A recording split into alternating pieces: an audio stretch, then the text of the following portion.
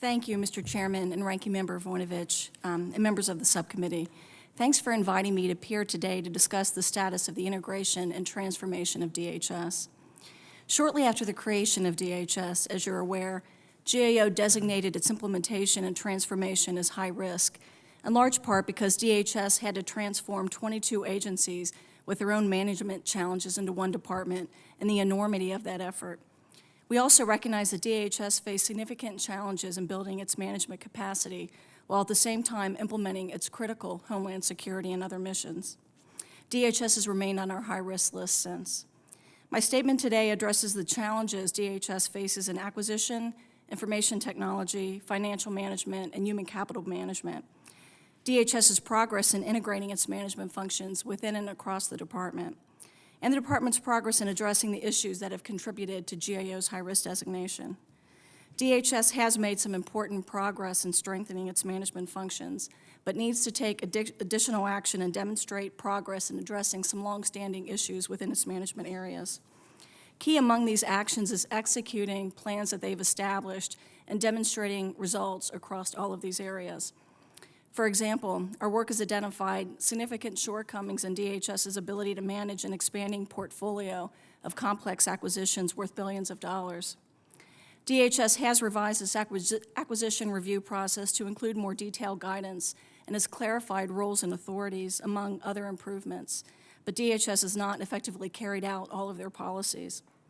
Our recent work found that over half of the major acquisition programs we reviewed awarded contracts without department approval of documents essential to planning acquisitions and setting requirements.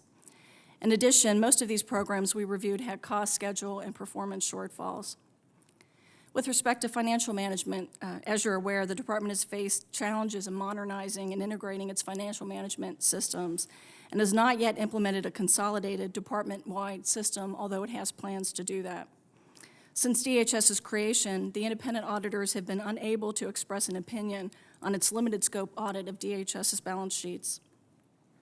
In an effort to integrate its management functions across DHS, the department has put in place a number of common policies and procedures within individual management areas to help vertically integrate the department with the components.